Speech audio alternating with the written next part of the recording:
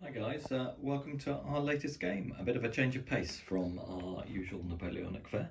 We're playing an English Civil War game, or more precisely, perhaps it should be a battle from the War of the Three Kingdoms, as this is combat in Scotland. So this battle takes place in 1644 in October, and is really unusual for an English Civil War battle, that it takes place over 2 days. And it's the Battle of Fyvie. I'm really not sure whether I'm pronouncing that right. Fyvie. And this is a conflict between the Scots royalists under Montrose and the Covenanters under the Marquis of Argyll. So we can see the Covenanter forces who have surprised Montrose. Montrose was in camp, and his sentries, this small unit of musketeers here representing his sentries, have identified an advancing force of Covenanters who are attempting to assault Montrose's position. So for the Covenanters, we have two regular regiments, the Earl of Lothian's regiment of foot and the Marquis of Argyll's regiment of foot. Both of these are trained troops, so reasonably good quality. They're supported by the Campbell's Highland levies. So we've actually got some Highlanders on the Covenanter side, which is quite unusual for these games. But unfortunately, these guys are raw, so not great quality troops, having just been raised off the estates of Argyllshire to support the Covenanter cause. All right, and then in support of those, we've got some Covenanter cavalry. We've got one unit on table and we've got two more units off table. So we've a unit of 8 dragoons and we have 2 units of lancers, one of 12 figures and one of 8 figures, which will come on shortly in support of the Covenanter force. They're faced by the Earl of Montrose himself. We don't have McCollar, who often fought with Montrose, on the table today. He's off on another expedition at the moment. So we have in the government forces elements of the Strathbogie regiment, which are represented by these Highlanders today. We've got the Strathaven Highlanders, who are this unit down here. Then we have 2 units of the Irish regiments who fought for Montrose, units that were King Charles's previously housed in Ireland, that were shipped across to fight in Scotland. They are both veteran units. And then we have some veteran cavalry in the rear, you can see in the background there. And then finally we've got the Patrick Graham's regiment of foot, which that regiment on the table down there, and they are trained. So we've got some relatively experienced troops on the table, veteran Irish and trained pike and shot regiments, some veteran cavalry for the Royalists, but far more numerous trained cavalry for the Covenanters. And as I say, this is a 2-day game, so we'll play a game probably of 12 turns. Night will then fall, the armies will regroup, we'll get some cavalry, we'll get some losses back, and then we'll fight the second day. It's quite a table with dense terrain. The battle was fought in boggy marshland, so all this area around the rivers, whenever you cross the rivers, you'll lose half your movement. And anywhere that's in close proximity of the stream, I'll also make half movement, as it was all very marshy down by the riverland. Lots of woodland, rocky outcrops, and so forth. So we'll just do a quick flyby of the table, allow you to have a look at the troops, and then come back as we start turn 1. Okay, so starting on the left, we've got the Highland levies for the Covenanters, and then 2 regiments of pike and shot, and then dragoons on the right flank. We've got this high ground mountainous outcrop, and we've got some royalist pike and shot, some Gordon horse, our Irish, our Highlanders fighting for Montrose. Some scouts. Montrose himself off the hill. And then finally, the last unit of Highlanders. Right, on we go.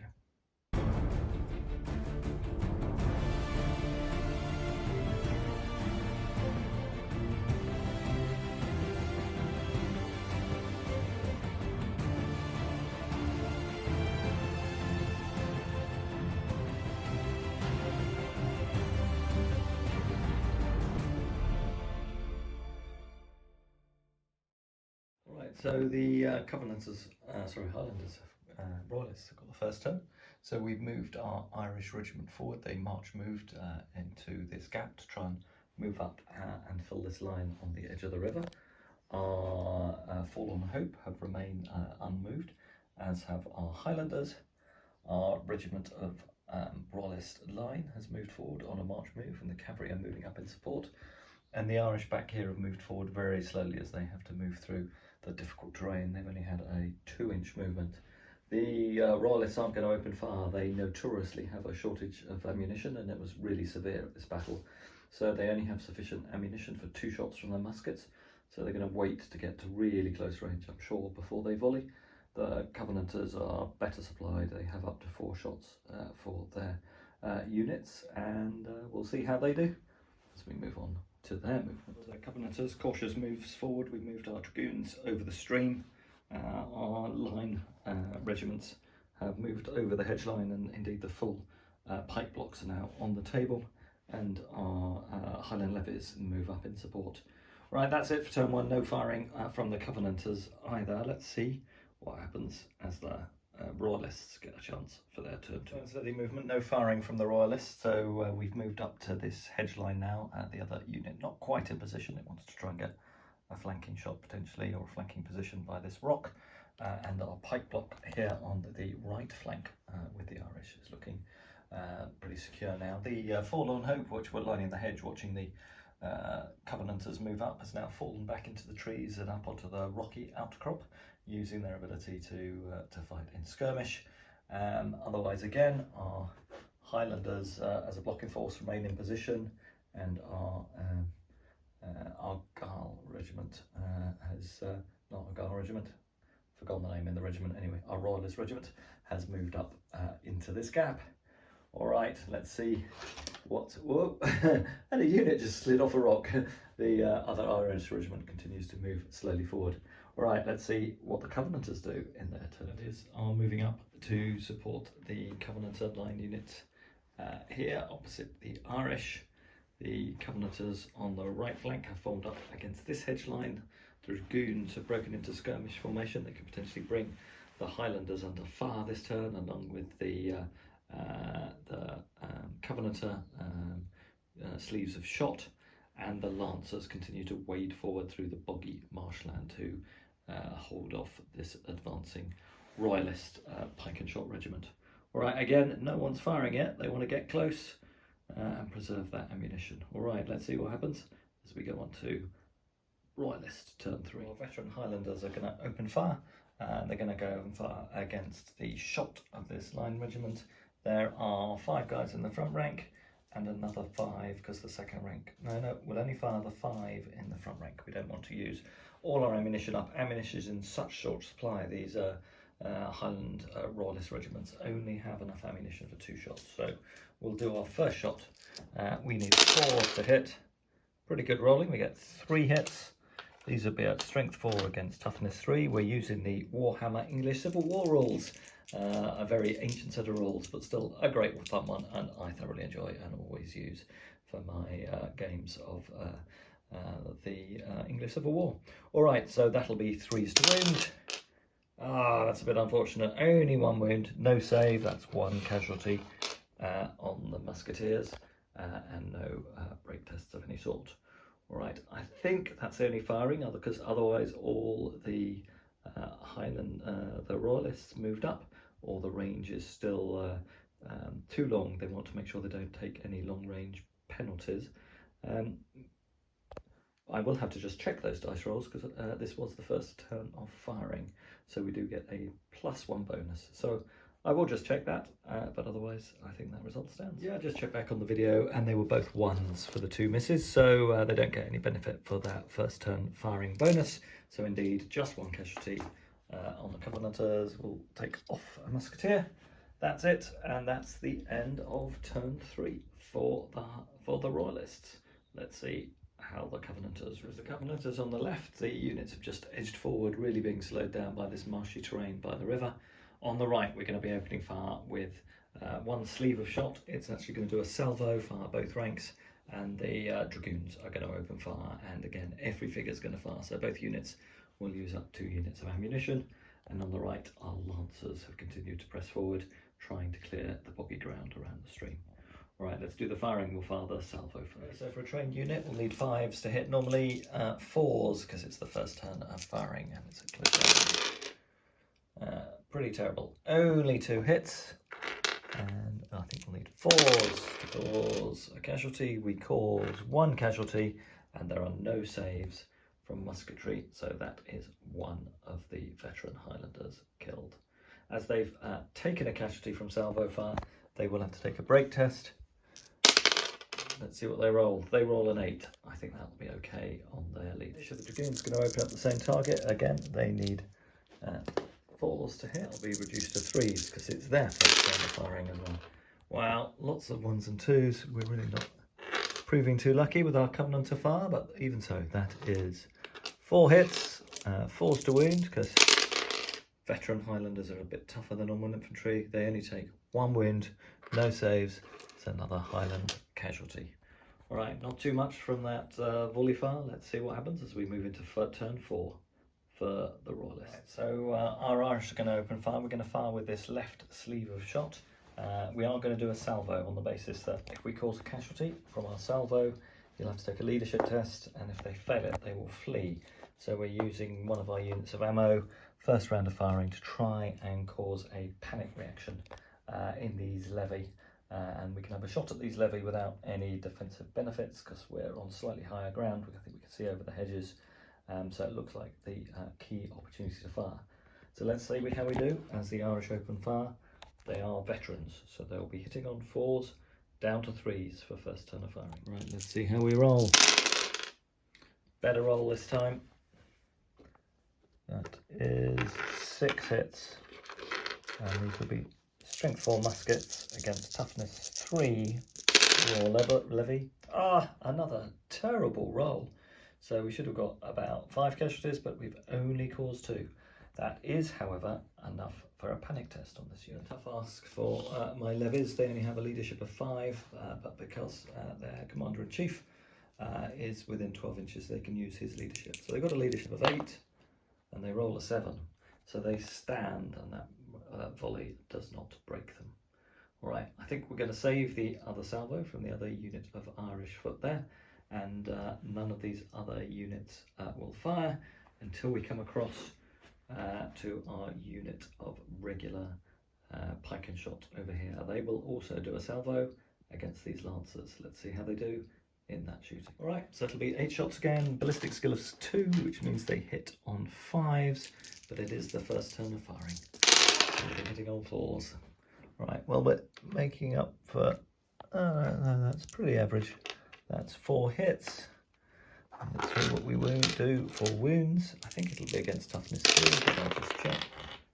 That looks like only one wound, but we'll check if it is toughness 3. That will be 2 wounds. I'll just check the toughness of the Covenanter Lancers. Toughness 3. So actually that is 2 casualties on the Lancers. It was from a salvo, so they will have a leadership test. They don't benefit from the general's leadership as he's more than 12 inches away, and they roll an 8. They may well fail that test. I think their leadership will probably only be 7. They may well flee off the table. Where are we? At the end of Royalist turn 4. They're up against their hedge lines. They're in a pretty good defensive position, and their controlled volleys have had their first effect. They've driven off the Lancers down here. Let's see how we get on with our Montrose forces as they decide, our Covenanter forces as they decide how to respond. So on the left, the Covenanters continue to edge ever so painfully forward this difficult terrain, over the rivers, across the hedges, really slowing them down. They're just crawling towards the Royalist lines, and actually this is exactly what happened in the battle. The Covenanter attacks, even though they outnumbered the Royalists, just got bogged down in all this terribly difficult terrain. On the right, we're going to do some more shooting. We're going to fire off another volley from our musketeers on the right and our dragoons, and let's see if we can do some damage against these Highlanders opposing us.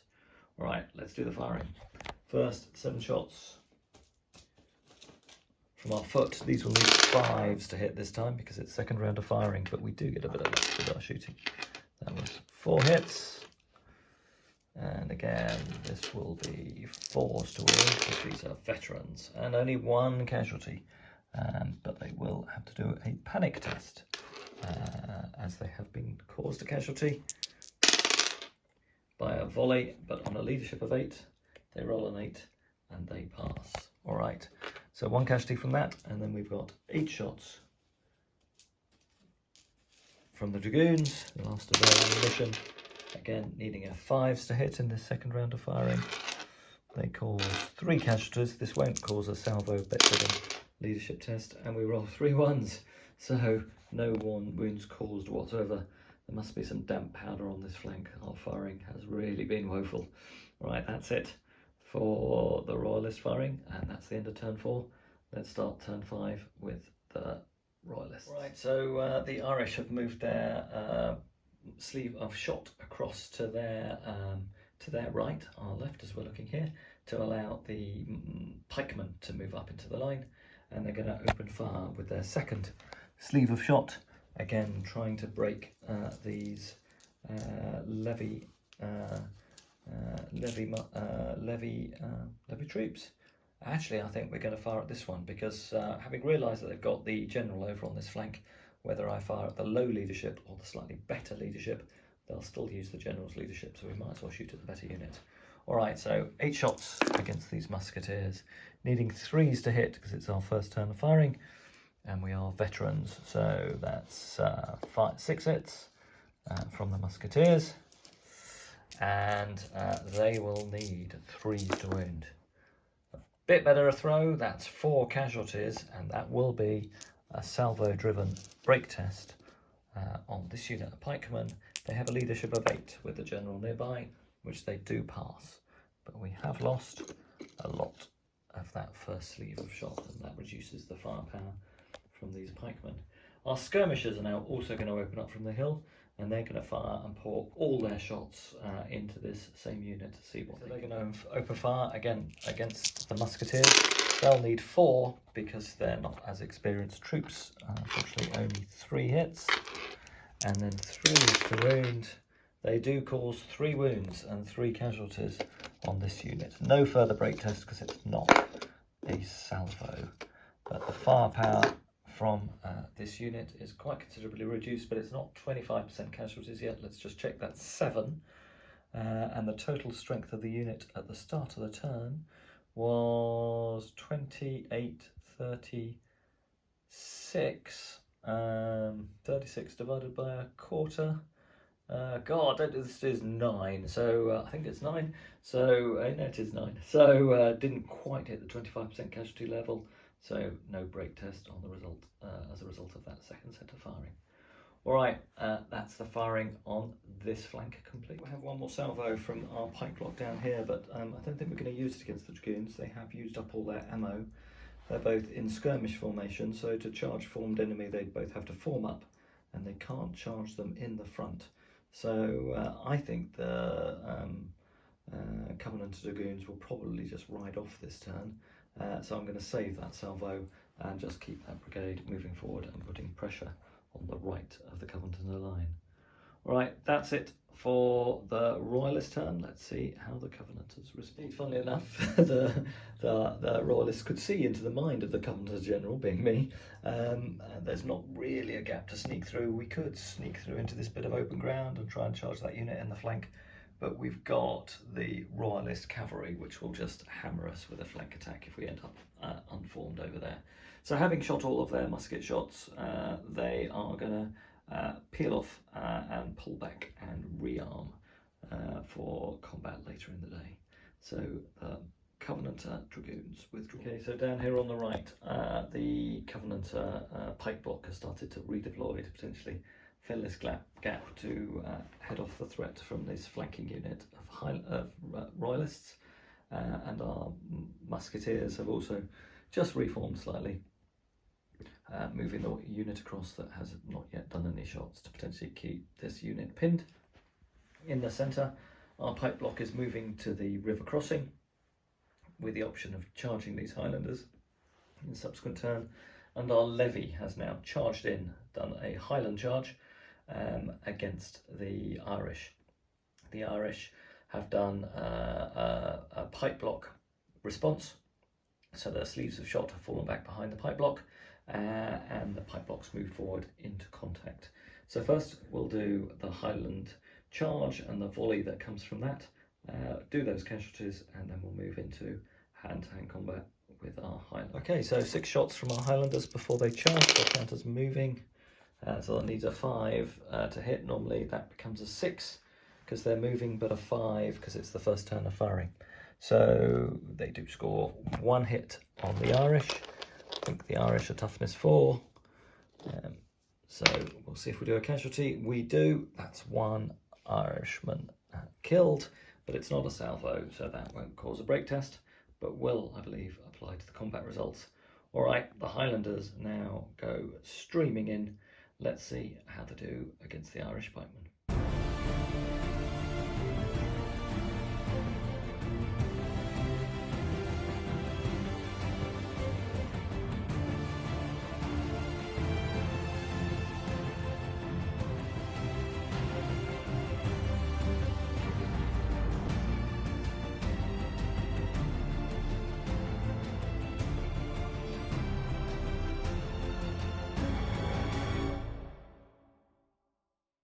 So down here, the levies are armed with a mixture of farm implements and pikes. The Irish are all equipped with regular pikes. The pikemen will definitely get to fight first, and they get to fight with 4 ranks as they are formed up and receiving a charge. We'll just check on the equipment of the levies, see whether they count as pike or just normal weapons or double-handed weapons. And then start. It's going to go well for the levies. So the Irish strike first. They get 8.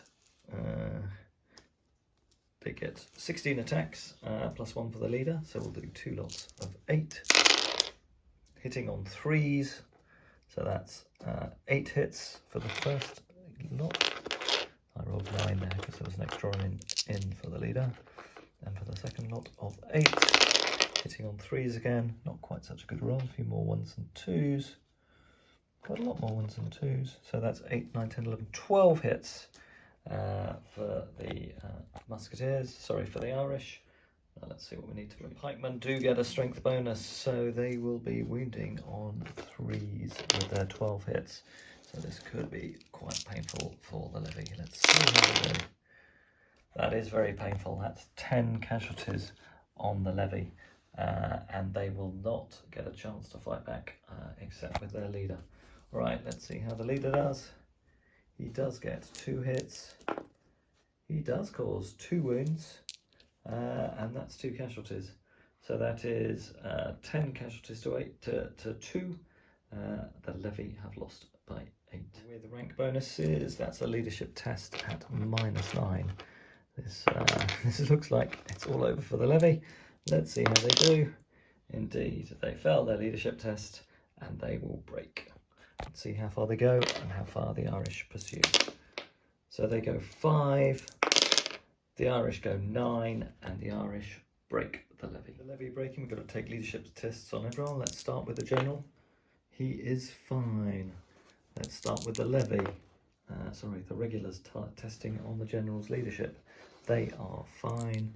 And then the other unit, a levy, is also fine. So the Covenanter army doesn't start a catastrophic collapse at that charge by the Irish, but they do look in trouble on this left flank. All right, that's it for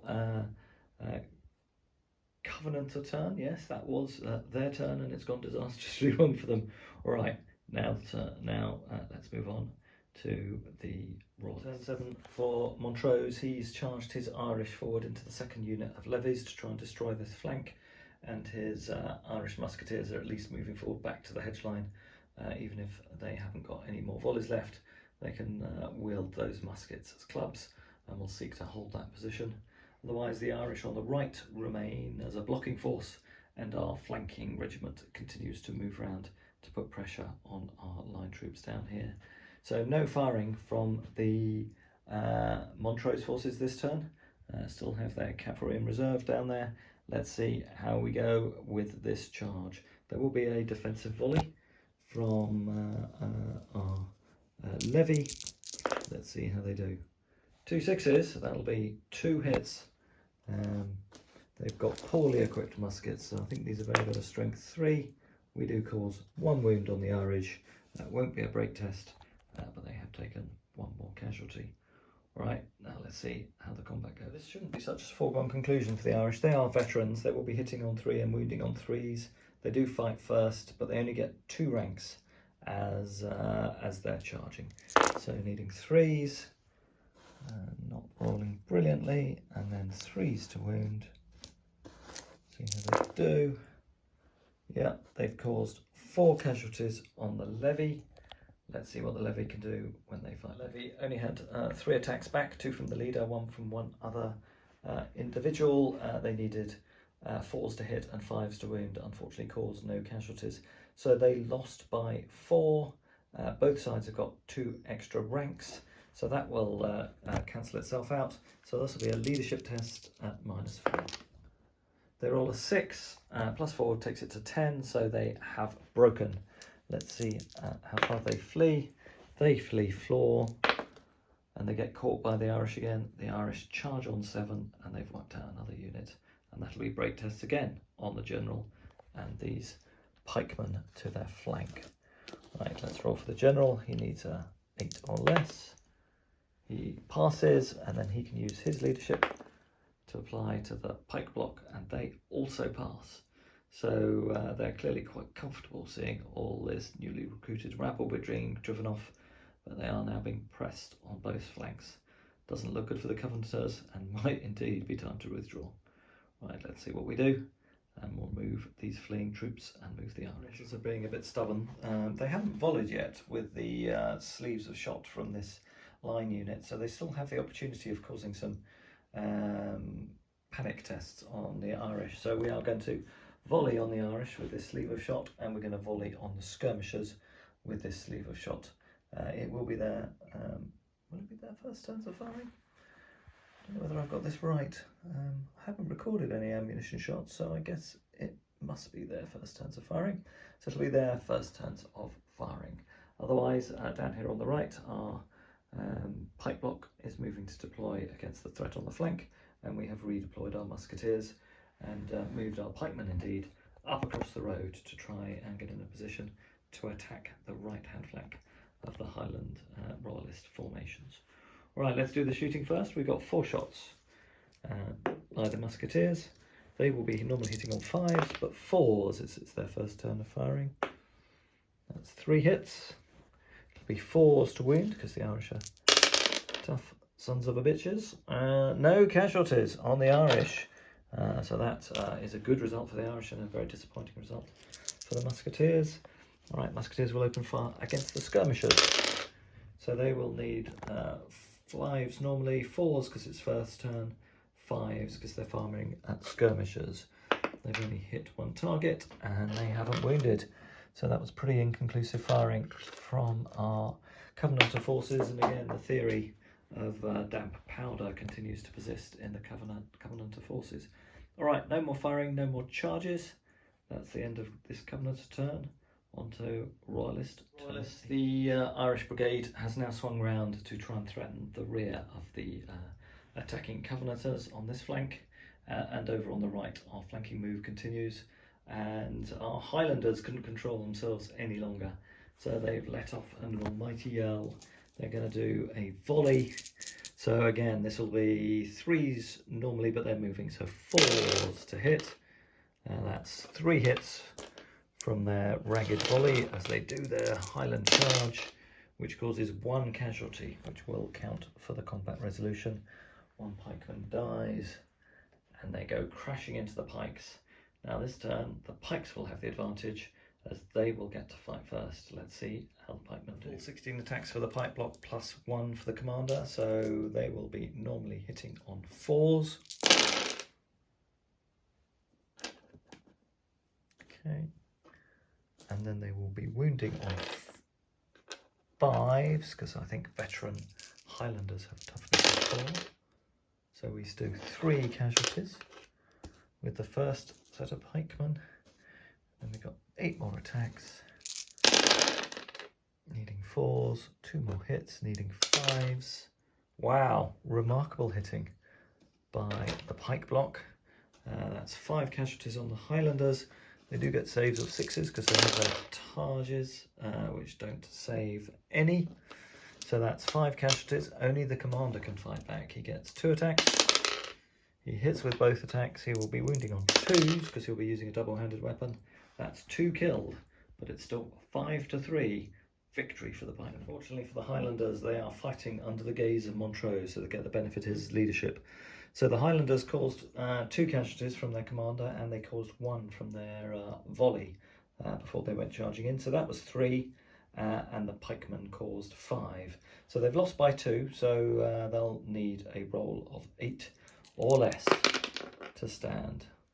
And they roll a 5, so we will go into the second round of combat as the Highlanders and the pikemen remain locked together. So, for the Covenanters, lots of volleying going on, so opening fire again with this sleeve of shot before it's charged, firing off another salvo against the Irish, firing another salvo against the Forlorn Hope, who are on the hill. Actually, we might fire at the Irish down here, and the Forlorn Hope have got no, neither have got any ammunition left, but the Irish are a greater threat. So we'll volley against the Irish down there. That'll be all our ammunition gone. Down here, we're going to volley against one of the sleeves of shot. We were not quite in charge range, I don't believe, for our pike block because of the marshy terrain, and the combat continues down here. So let's start with these 4 musketeers. They'll need 5s now. It's not their first turn of firing. Great roll. 3 hits and then 4s to cause casualties. 3 casualties against the Irish, and that will be a salvo test. And this Irish brigade is seriously damaged. I don't need 3 dice for a salvo test. I need 2. On an 8, they pass their leadership test and don't break. All right, and then we'll fire 5 shots against the Irish sleeve of shot. Not so good this time, needing 5s to hit. We don't hit with any, so no effect from that firing. And then this sleeve of shot will fire. It's got 8 shots. It will need 5s to hit because it's its first turn of firing. Again, another great volley. The powder's clearly dried out right at the end of the combat, so that's 5 hits, needing 3s to wound. That's 3 wounds against this regiment, and they will need to take a leadership test, which they pass, fortunately for them. All right, I'll take those casualties off, and that's the end of firing. We'll move on to hand-to-hand. The pikemen strike first because of the reach of their weapons, needing 4s to hit. That's a pretty good roll for the first 9 dice, and then they need 5s to wound. That's 1 wound so far, and then we've got the second set of 8 dice. Again, another great roll to hit. Yeah, and then 5s to wound. And 2 wounds, so 2 wounds on the Highlanders. So the Highlanders will get 2 for the commander. They've lost 2 from the rank, so they've got 2 other figures. So they've got 4 attacks back, hitting on 3s. That's 2 strikes back and killing on 2s. Well, they only killed 1. So again, I think the pikemen have won. The pikemen are now down to +2 for their ranks. +2 for their ranks. Let's get that right. So we only lost 1 pikeman, I believe. and we lost 2 Highlanders. So we've lost by 1 on the Highlanders, and we've lost by 2 more because of the rank. So this will be a test at -3, so they need 7 or less. They pass, they get a 5. That fight continues. The Highlanders are being quite lucky here. Taking on pipe blocks is always hard, especially if you're not charging. All right, that's it for Covenanters turn 7. On we go with Royalists turn. So looks like it's this flank is about to crumble. So we've got the Irish charging into the now out of ammunition slot of shot sleeve for this Covenanter regiment. And we've got the Irish sleeves of foot coming forward to put pressure and flanking attacks onto this unit. Over here, we've decided not to charge with our Highlanders. With our Royalists, we're going to simply volley because we know we would rather receive rather than give the charge. So volleying, they will need 5s normally, 4s on the first time firing. So that's 2 hits on this regiment, 3s to wound. That's 1 wound. On the musketeers, and that will be a test, as they have taken casualties from salvo. And we roll an 8. This is a regular unit. We need to check whether our general was in command range. He probably is. Yeah, that'll be within 12. He can exert his command range, and they hold. So no losses from that shooting off of the last unit of ammunition for this particular regiment. Right, let's start down here with our Irish regiment charging in. It only gets 2 ranks but does fight first as pikemen. So we'll be hitting on 3s and wounding on 3s.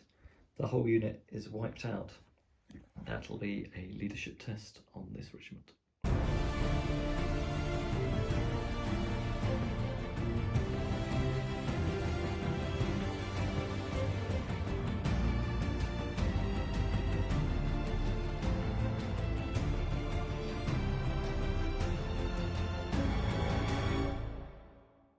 So the Irish have crashed through that unit of foot and charged into the next one. Doesn't look good for them. Leadership test on the general. He passes. He needs an 8. He can use his 8 leadership on that sleeve of shot. They pass. And on the main foot regiment, they pass. We've been good at our leadership tests in this game. All right, now let's fight the combat with our pikemen against our Highlanders. Again, pikemen to fight first. They still have 16 attacks. This is such an enormous unit. This is the real advantage of these regiments. All right, needing 4s to hit. Still rolling well in our combat. Oh, not so well, just average this time. And then 5s to wound. That's 2 wounds on the Highlanders. And then with their second lot of 8 attacks, needing 4s to hit. Only 2 hits this time, and 5s to wound, 1 more wound. So 3 wounds on the Highlanders, 3 saves of 6s. They do save 1 this time, so that's only 2 wounds through on the Highlanders. So the Highlanders have lost 2 men, so they get 3 in the front row back, plus an extra 1 for the commander. So 4 attacks back, hitting on 3s, 3 hit, and killing on 2s. The Highlanders win for the first time, but they do not have the rank bonus.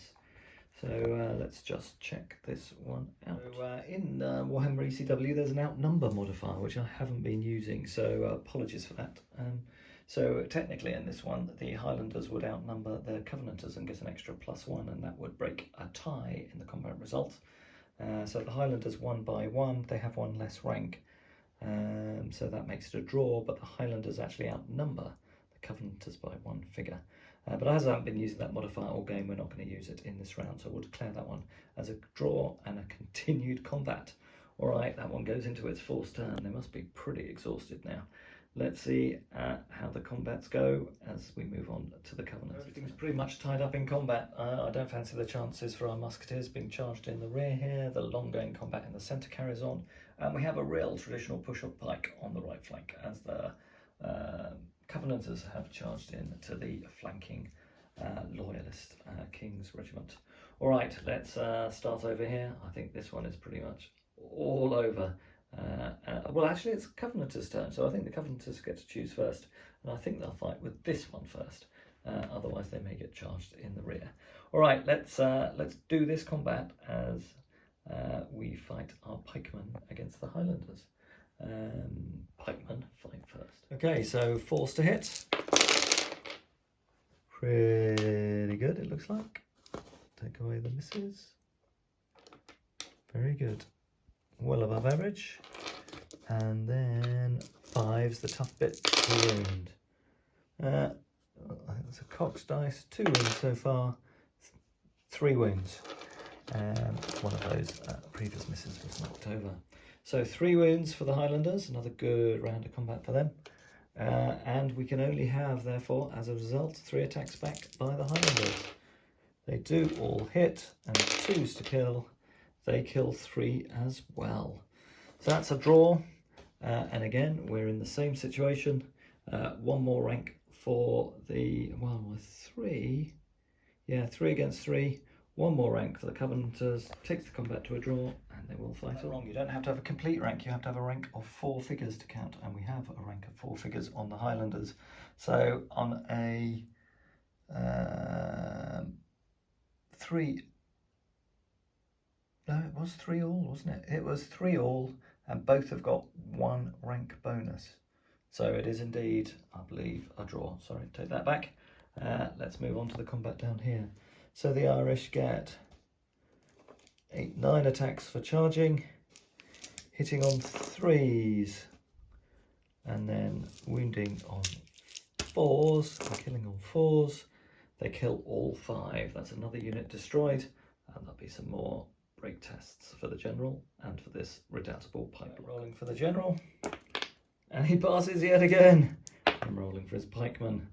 They pass too, but having been hit now from the rear by the Irish, I think it's all over. All right, let's do the combat down here. So we attack with the chargers first. They get 9 attacks as a charging pike block, needing 4s to hit. Okay, that is 4 hits, 5 hits, that was. And then strength 3, toughness 3, so it'll be 4s to wound. Pretty good, 3 wounds for the attacking Covenanters. Just drop that onto a dice so we remember. And then fighting back, there are 16 to fight back. But we lost 3, so there, and then we get 1 more. 1 more for the commander. So fighting back, again, needing 4s. Pretty good roll, it looks. Fairly average. And then 4s to wound. We cause 5 wounds. So the Royalists win by 2, break test up to -2. A 6, we are out of command range. Their leadership is 7. They will fail and they will flee. Let's see how far they flee. They flee 8 inches and the Highlanders pursue 10. So the Highlanders catch them, and that's another Covenanter unit routed. I think that's, we'll call the game there. So we've lost this unit on the right.